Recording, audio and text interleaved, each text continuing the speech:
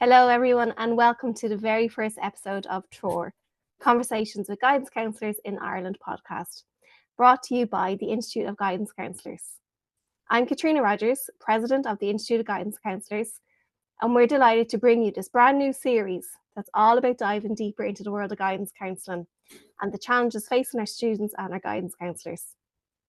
Each episode will bring you insights from experienced professionals and guests who are making a difference across Ireland. For our launch episode, we have three incredible guests joining us today: Colette Toomey, Dr. Liam Harkin, and Claire Kenny. We'll start off by introducing our guests and discussing some of the big questions guiding our field today. Then we'll shift gears and talk about the upcoming IGC conference happening in Mullingar in March 2025, an event we're all eagerly looking forward to. So let's start then by diving into the purpose behind this podcast. As guidance counsellors, we're part of a unique journey in our students' lives. This podcast is designed to serve as a platform for sharing expertise, innovative practices, and conversations that spark new ideas.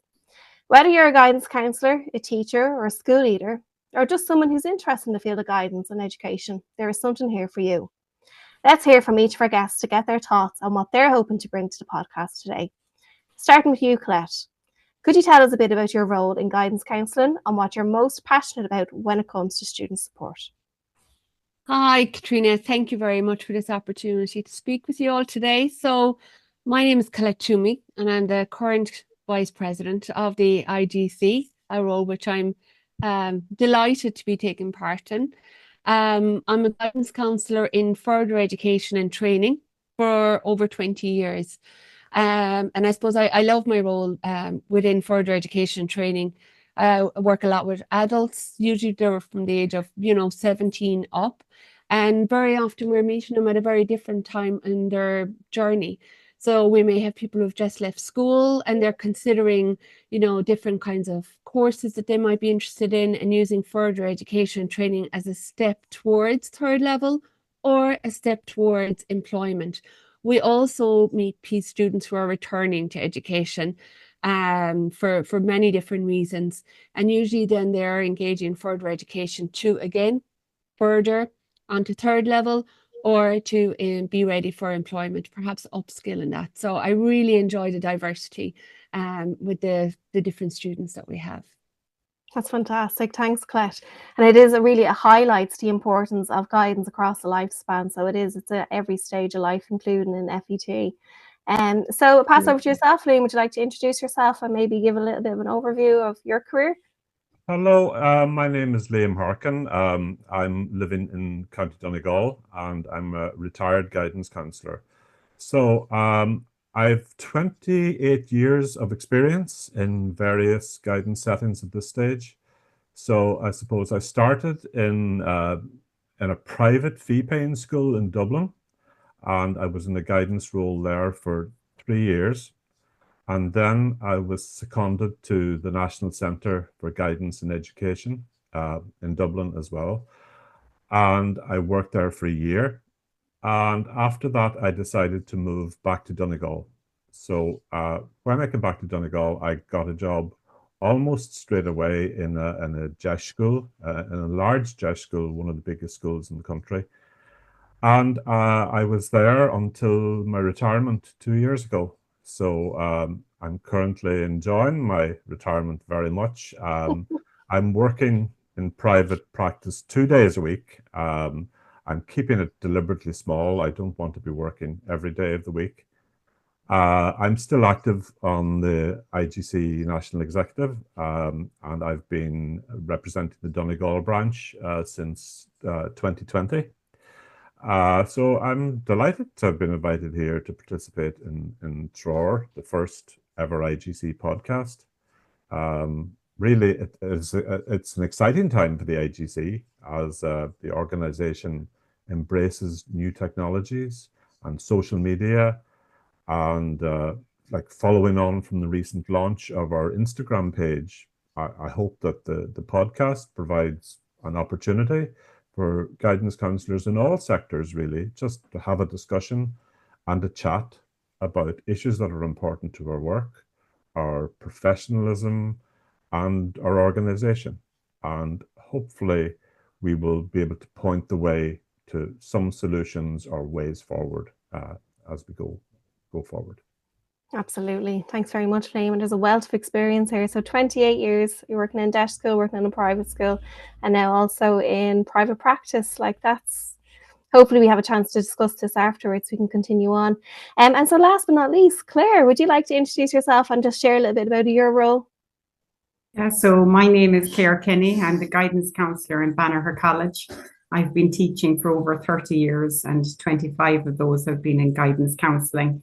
I started off in La Santa Union in Banagher, and then we amalgamated with another school in town and we became Banagher College over 13 years ago. At that time, we had 2 guidance counsellors, but the other guidance counsellor subsequently become my principal. So I'm very lucky to have a principal who's also a guidance counsellor. We have a school of around 600 pupils. It's a very rural school, lovely pupils, and very varied but very demanding job now. It's just a very busy role to be in. But I'm here partly in that capacity and partly in the capacity of being the chairperson of the Midlands branch. And we've been tasked this year with organising the 2025 conference, which has been really exciting, very motivating, and it has been a job that we've really grasped with both hands, and just are really excited about the prospects about what the conference for 2025 will bring to the guidance counsellors. And we're all really looking forward to going back down to Mullingar for Conference 25. Yeah. And we're going to have a good proper discussion on Conference 25 towards the second part of the podcast today. But just for the first part, really what we're going to focus on is just getting to know each other and to share our experience. So just if I could share a little bit of my own experience. So I am working in a college of further education and a second level school. So it's a DESH school and it's in the Dublin 12 area. And this year I am delighted to be seconded. So it's a fully seconded position to be the president of the Institute of Guidance Counsellors. So I started that role in July 1st, 2024. And then Ty Crowley was the outgoing president. So that's where I am at the moment. But my background would be in DESH and FE. And I love that I have that view of learners across the lifespan. Claire, did you mention that your school was DESH or non-DESH? No, we're non-DESH. Okay. And how many students did you say there was? We have 600 pupils. I'd have around 100 leaving certs every year. And then how many guidance counsellors? One. So 600 students to yourself. Okay. Yes. That's full on. It's very busy. Very busy. Yeah. Because in DESH, like, so our listeners might not know, and perhaps they do. In a DESH school, it's around 249 students to one full-time 22-hour guidance counsellor, whereas in non-DESH schools, it would be around 583, I'm going to say, students to one full-time guidance counsellor. So just a big difference. Very big difference, yeah. That just shows, Katrina, I suppose, how different it is from school to school. If you have a supportive principal, I think that really does make all the difference.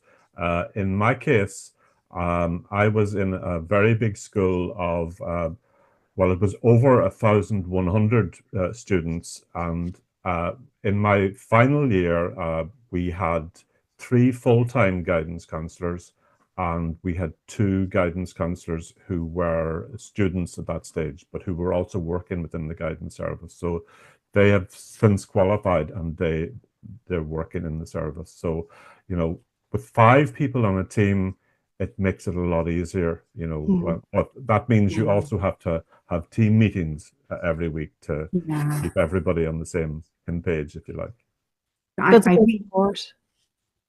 Sorry, Claire, go ahead. Yeah, no, I just think the critical thing is if you have 600 pupils in your school and you're the only guidance counsellor, my saving grace is that my principal was a guidance counsellor.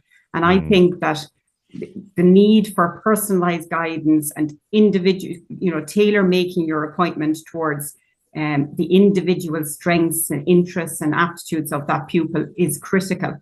And that will only happen if management allow that time for individual guidance. And in my case, even though I'm extremely busy, my principal, recognises that and has allowed me a lot of time on my timetable to do that one-to-one guidance. And I think that's one of the key elements of successful guidance, having management with that knowledge that the one-to-one guidance is essential. I think the support of your senior management team, your Yeah. principal, your AP1s, like that really can make such a huge difference, not just for you as a guidance counsellor, but for those that you're supporting and the students in the Yeah. school. So you're spot on to bring it up. And then just from the IGC's perspective, we're always advocating for it. So we're calling it like equality of access to guidance counselling. Like one of my bugbears is that sometimes you have a school who is classed as DESH and maybe the brothers go to that school, but then the school across the road isn't a DESH school, but the same situations are happening or the same challenges are happening in both schools. So just really the equality of access to guidance counselling. And I do know that as part of the IGC's pre-budget submission, we have advocated for the Department of Education to bring the ratios down to 350. So Wow. your non-DESH school, 350 to 1. And this is part of the staggered approach because ideally we'd bring it down again further. But yeah, I think 600 to 1, it's very, very challenging. Mm. How does it work in FE, Colette? Like, how's your guidance allocation work and what many students were you engaging with? Well, again, I was very, very lucky, to have a very supportive principal. There was 2 guidance counsellors. Now, both of us were teaching a module. So we just had a number of hours of teaching a subject. My area is psychology. So it was great to, we'd always teach in our, area of expertise, which I didn't mind because in FET, I thought it was a great opportunity to be engaged in the teaching and learning as well, so that I kind of was very connected in with what is going on in the classroom. And usually what we would have is that the group we were teaching wouldn't be the group that we had as guidance counsellors, because what we did was we divided out the courses.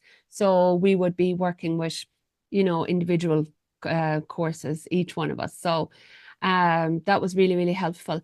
And I suppose in FET it's very different. I often call FET, it's like every one of them is like a Leaving Cert student, because all of them are there just for the 1 year. They're either going to progress on to level 6 or progress on to 3rd level or work, but they're all there with the idea of they're just there for that 1 year, and the idea is they're going to progress to something at the end of the year. So they all really wish to engage with the guidance counsellor. And the FET college that I'm connected with is a small rural college.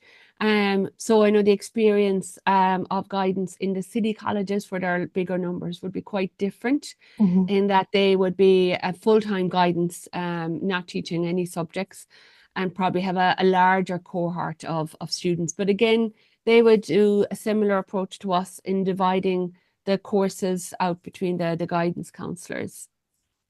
And I actually think this could be a podcast all on its own, Colette, like FET guidance counselling and the different roles and what the similarities are and what the differences are.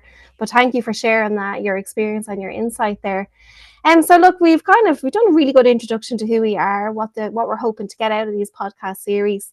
I suppose maybe what we might do now is move on towards the second part of our podcast, where we are focusing on Conference 2025. So this year, Conference 2025 is taking place in the Mullingar Park Hotel. And as Claire mentioned, the Midlands branch are absolutely integral in the planning and the organisation of our conference, the IGC Conference 2025. Claire, is there anything that you'd like to share in particular, perhaps around the team or any of the workshops, guest speakers? Oh yeah, look, we've been working on this for a long time now, nearly a year. And I suppose the very first thing that I wanted to share with our delegates is the theme for this year's conference, and that's guiding every journey, empowering futures from the heart of Ireland. And the reason we chose that theme is that we wanted to make sure that the conference was all-encompassing. Our Midlands branch members, work in roles in second level further education, training colleges, adult guidance, private sector. And we wanted the delegates to know that there was going to be something for everyone at this year's conference. And empowering futures, that's exactly what we do. We provide the resources to empower our young people and young adults and older adults to move forward in their career. And a key element of this year's conference is that we wanted to highlight the hidden heartlands, and we are really looking forward to bringing people back to Mullingar. 14 years since it's been in the Midlands, 2010 was the last time, and we want to show off the beauty of the Midlands that a lot of people don't get to see. So one of the first things we took a look at was the keynote speaker for Friday night. And we decided to choose David Delaney. And David Delaney is the mindfulness officer from UCD. And we selected David because he works with staff and students in UCD on mindfulness and resilience and emotional burnout. And he's all about positive mental psychology. But he draws from his own experience because he became blind at 8 years of age, and he struggled to fit in, and he was hampered by his own insecurities, doubts, and low self-esteem until he learned to embark on concepts like mindfulness and Tai Chi and meditation. And he has written a book called The Mindful Spark, and he is really anxious to share his stories about his own life and how he has developed resilience and how he can pass that story on to us at our conference in 2025. So he's going to be a really exciting keynote speaker. Can I just check there, Claire? So David is the keynote speaker on the Friday evening. Yeah. So that means he's going to be addressing the whole delegates on the Friday evening. Absolutely. Brilliant. Yeah. And is he also going to deliver a workshop? Can you recall? Yes. So on Saturday, then he is going to give one of the workshops where he's going to delve a little bit deeper into his concepts that he and practices that he teaches to staff and students in UCD on mindfulness and resilience. That'd be very helpful. It will, yeah. And so David is the keynote speaker on Friday, and there's a keynote speaker as well for the Saturday, yeah? Yeah. You'll probably be able to tell us more about that. That's Katrina O'Sullivan, the author of Poor, but that was organised by the national executive. So if you want to tell us about Katrina. Yeah. Well, we're delighted that Katrina O'Sullivan has agreed, first of all, to come down to Mullingar and share. So she's on the Saturday morning. So I'm going to say that's Saturday, the 22nd of March, and David is Friday, the 21st of March. So just to get those dates in the diary, 21st, 22nd of March. And our main delegate hotel this year is the Mullingar Park Hotel. And we're urging all IGC members to please book your accommodation ASAP because, you know, accommodation is limited. And we have some beautiful partner hotels as well in Mullingar, like the Bloomfield House and the Annabrook. There's a good few there. But yeah, so Katrina O'Sullivan is coming on board. She is going to be our keynote speaker on Saturday morning. And the National Executive are delighted to have Katrina's support. I've seen her speak at a few different conferences. She was at the tertiary office conference and she was at a CPD piece I done, and she just speaks so well and so genuinely and authentically about her experience. And one of the things that I always find is that it just shows you, it kind of shows you the role that a guidance counsellor or a teacher can play in the lives of students, because sometimes I think we're so busy that we might forget that. So yeah, I'm delighted to have her on board. I wonder if Colette or Liam would like to add to that.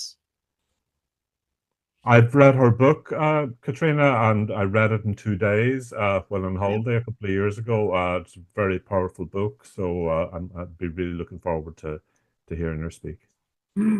Fantastic. And I suppose, me also, I think the keynote speakers are a real important part of our conference every year.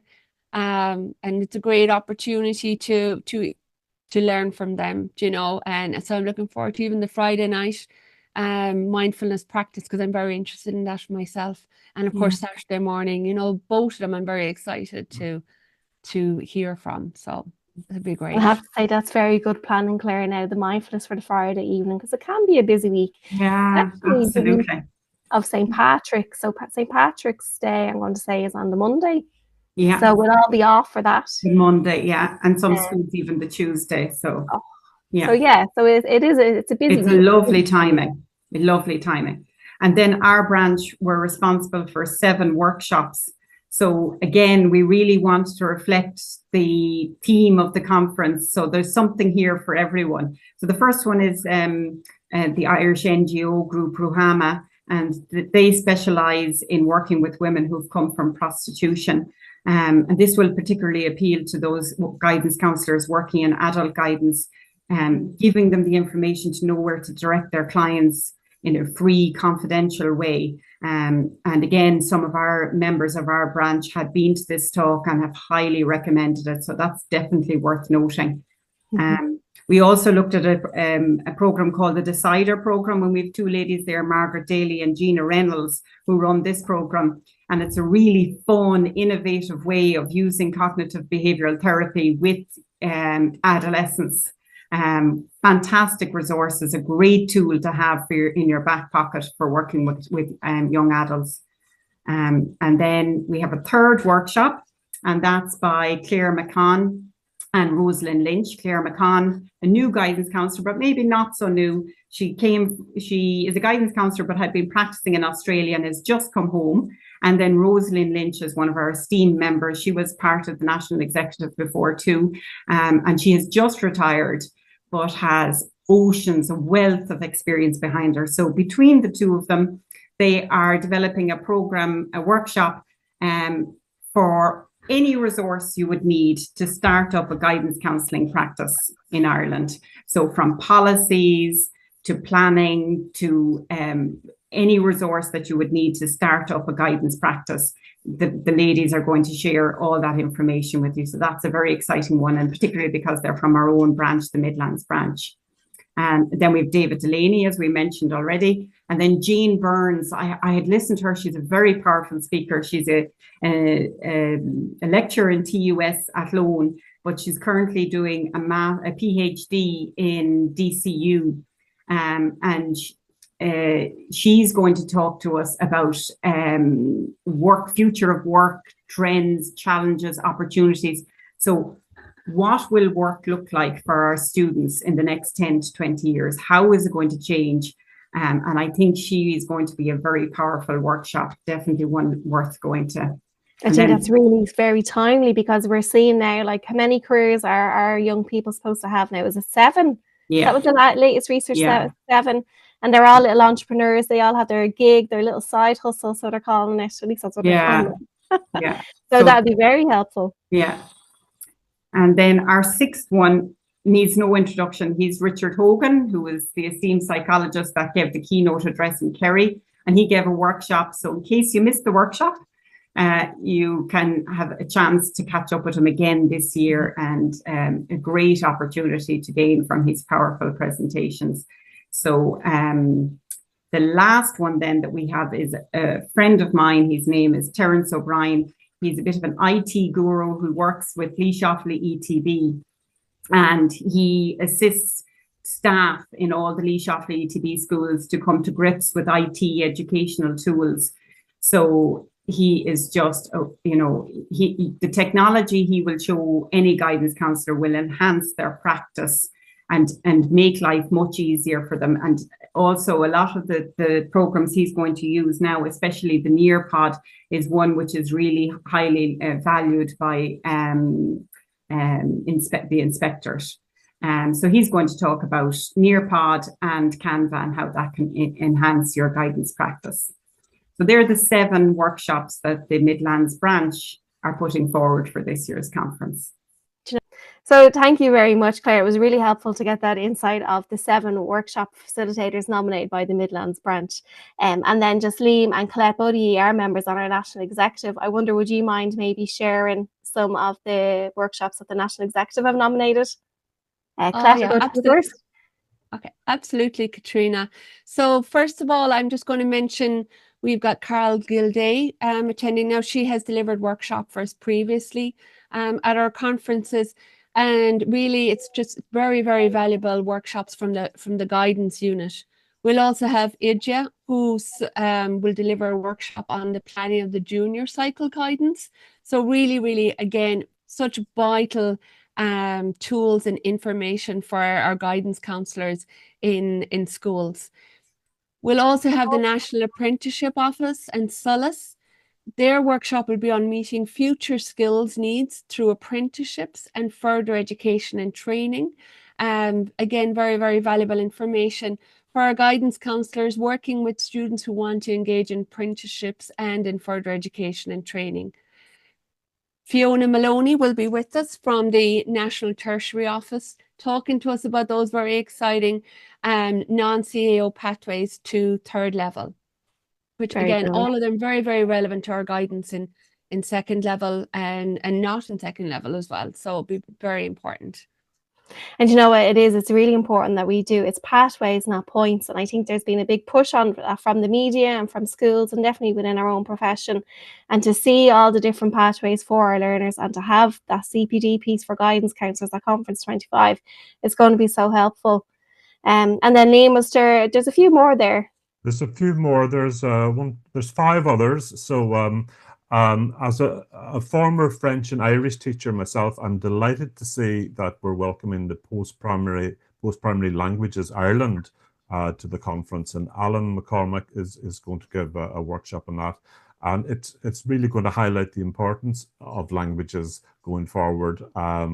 You know, they've never been more important, and people think sometimes with AI we don't need languages going forward, but really the personal touch and you know, careers involved with languages where people can speak another language fluently are so important and always will be important. Then we're very lucky to have David McFarland from Here and There, who will basically speak to us about any changes that have happened to the system for the forthcoming year.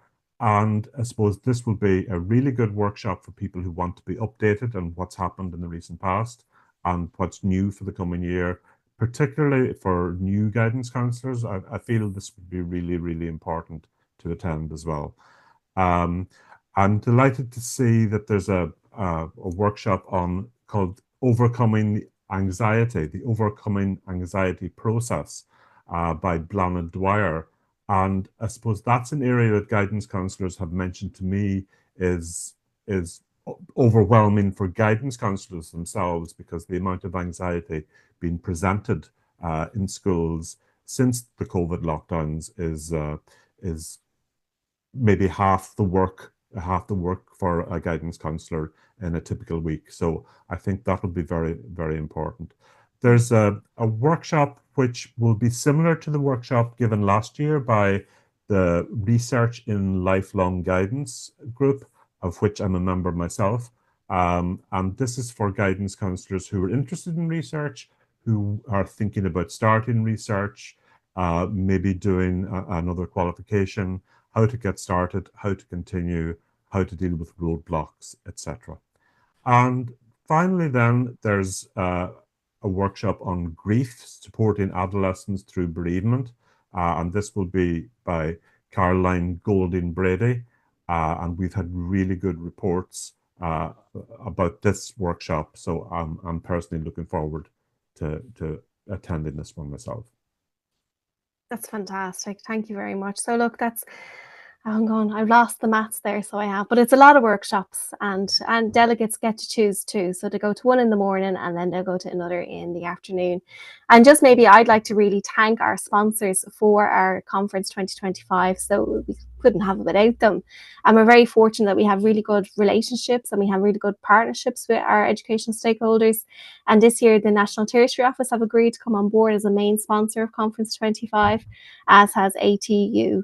So wonderful. So we've had a really good overview of the different sponsors of our workshops, our keynote speakers, our venue in the Mullingar Park Hotel, and it's March 21st and 22nd, 2025, which feels weird to say 2025, but it's only around the corner at this stage.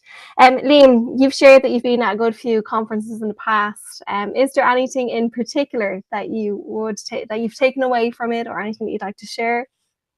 Oh, well, I mean, I suppose I've always taken away something, and I'm only thinking about rather all the corporate gifts and all the freebies for a start. Like, I've so many travel mugs and water bottles and memory sticks and earbuds and spots, notebooks, and I always come away with enough pens and biros, I suppose, to keep me going for the next year. But I suppose for me, when all the keynotes and all the workshops are forgotten about, I suppose what I remember really from the conferences are just meeting up with colleagues, old and new. Like a lot of us work in isolation in schools, and where maybe we're the only guidance counsellor in the school or in the institution. And I think like the conference gives us an opportunity to meet up with like-minded people who understand where we're coming from, who understand the busy and stressful week that we've just had. For me, the social aspect is second to none. So I would be advising anybody to arrive early for the Friday evening and stay for the Saturday evening if you can at all. I still look forward to meeting up with colleagues who started out their own guidance journey with me back in UCD in the 90s, and now who I only see maybe once a year. So for me, it's the social aspect really that's the best takeaway. But, you know, isn't it always the way? Yeah. Like, and you're spot Absolutely. on when you say Yeah. that, like, our role is sometimes invisible or we can be a little bit isolated. So it's important to come together.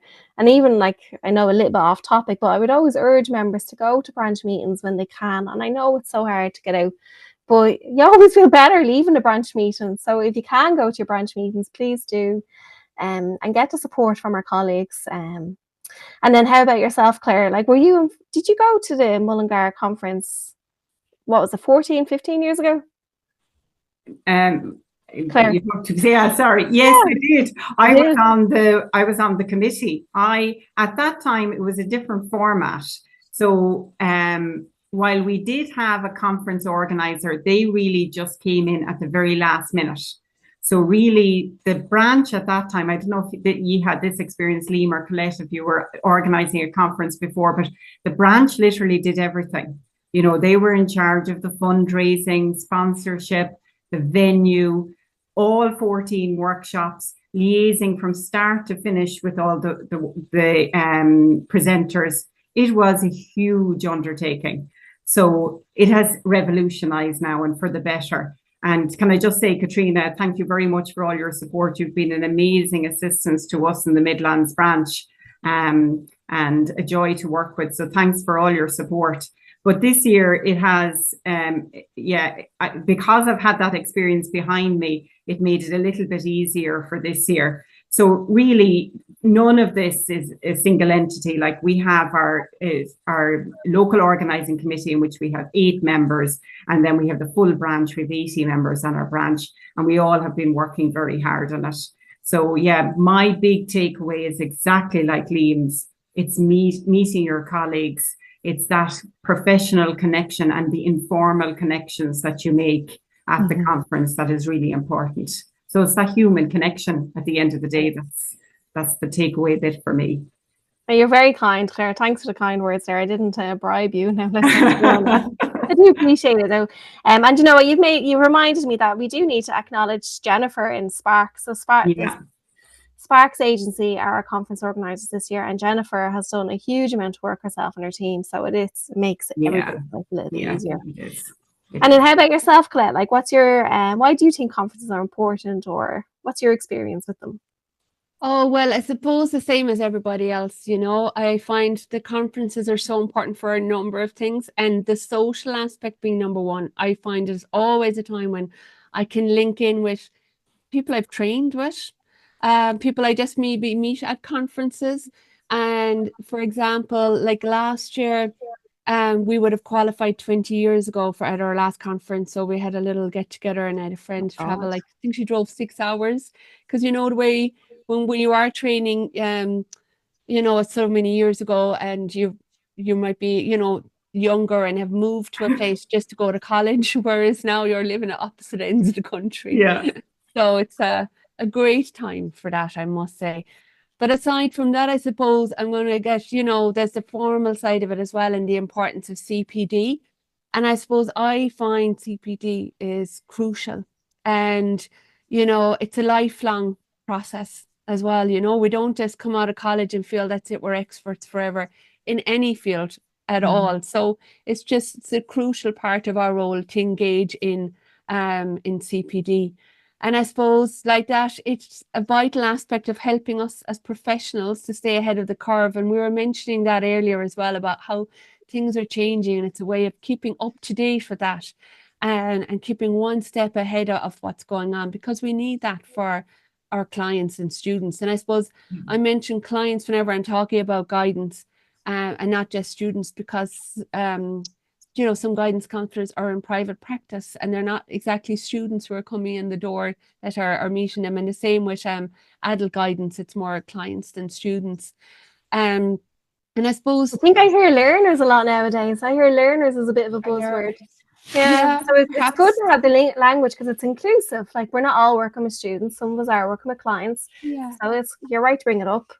Yeah, so just to kind of explain it when you hear it come up, why is she mentioning that word? And I suppose it's important to the well-experienced guidance counsellor. I can hear that from all of us here today. You know, we may be the well-experienced, but it's also important for those recent graduates, you know, our student guidance counsellors to start coming to the conference and start making connections and seeing the value in it and seeing that this is what's here for you going forward. And I suppose like that CPD is also offered at branch level. And it's just so important to engage in it. Because investing in ongoing development, I suppose, and learning is crucial to providing the best practice, you know, and it's recognized and stated within the IGC Code of Ethics, the IGC Constitution, and in the Institute's guidelines for good practice. So within our core competencies document, it's stated that guidance counsellors should seek to be informed of current professional developments. So this way, a lot of work goes on in the background in planning the conference workshops to ensure that the CPD offered is going to be current, relevant, and valuable. And also that it supports a holistic model of guidance counselling, ensuring that we've CPD in educational, personal or social, and the vocational guidance. So that's why it's so varied, and we're so lucky to have such a wide range, but we've got a good number of workshops as well on offer. Engaging in meaningful, relevant CPD ensures that our clients and our students are going to receive the best possible support and guidance. It's not just about learning new skills, but about developing and refining our own existing skills. So we never feel like we're expert and we never need to, I suppose, refine the skills we have, but we just continue to build and enhance those skills. And I suppose then if we are engaging in CPD, it demonstrates our commitment to professional development, and it's also to our ethical responsibility. It also empowers us as guidance counsellors, knowing that we possess the knowledge and the skills that are required to make a positive impact. So then this will translate in a more confident approach in our work, and it will then instill a sense of trust and security in our students and our clients. And I suppose, just like we mentioned, participating in the conference, for example, is a time for networking opportunities, connecting with our peers, like we mentioned, but also connecting with experts in the field, which fosters collaboration and also an opportunity to exchange ideas.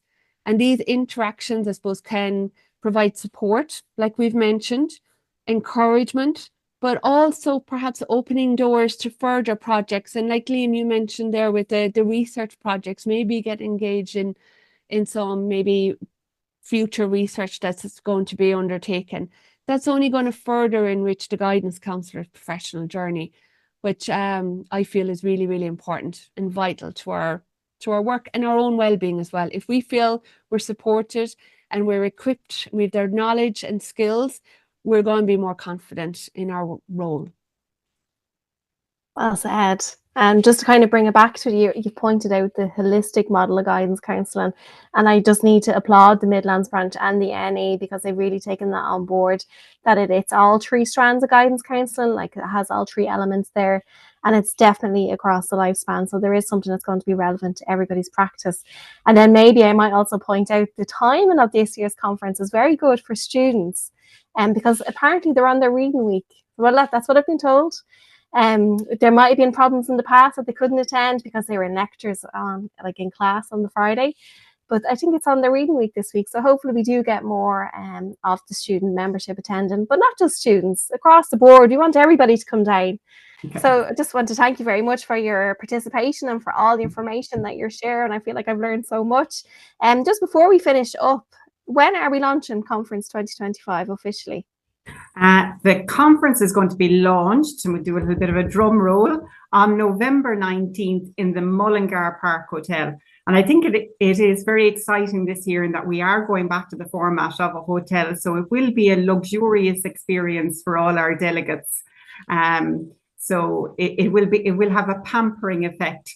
But actually, Katrina, can you remind me how much it will cost for a delegate to go to the conference this year, please? Yeah, so the fee for conference this year, there's going to be an early bird system where it's €130. Wow. So the sooner you book, the cheaper it is. And that early bird pricing is going to be in place until the 31st of January. And then from the 1st of February, it's going up to €150 for IGC members. Okay. And can delegates claim any of that conference fee back? Yeah, so last year the NE approved that there was a subvention that you could claim €100 back off the fee if you paid for it yourself. Wow. So that's going to be continued this year. So it's not if your employer pays for you, it's just if you pay for it yourself, you can get €100 back through your branch, which is a great idea. It makes it much more affordable. Fantastic. And then don't forget as well, you can still claim your mileage in line with the IGC expense policy for conferences. So, you know, it's something to help.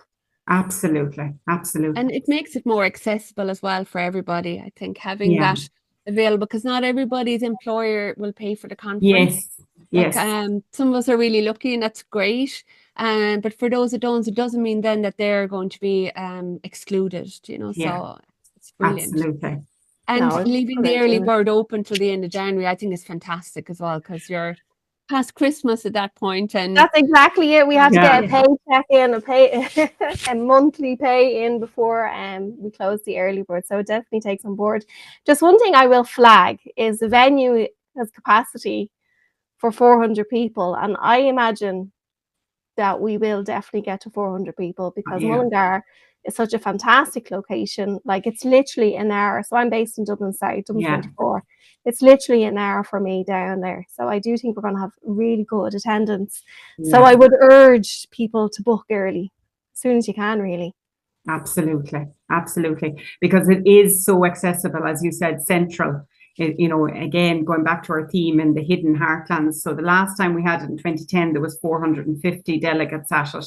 So yeah, I'd imagine that 400 would fill up very quickly. So I would be, urging people to book early as well, Katrina. And we're not trying to be exclusive, like, just in case anybody's wondering, oh, why is it only 400? That's how many the hotel advises that we can have. So it's where we are. Yeah. So look, I want to thank you all for listening. If anybody would like to be involved, I'd urge you to reach out to the IGC through our head office. So it's office@igc.ie. I want to thank Liam, Colette and Claire for participating today on this very first podcast for the IGC. A little bit nerve-wracking, but I have to say, I think we have done an absolutely amazing job. If I'm allowed to say that myself, I do. So well done. And I wish you all the very best. So, slán. Katrina. Slán. Go for my gut.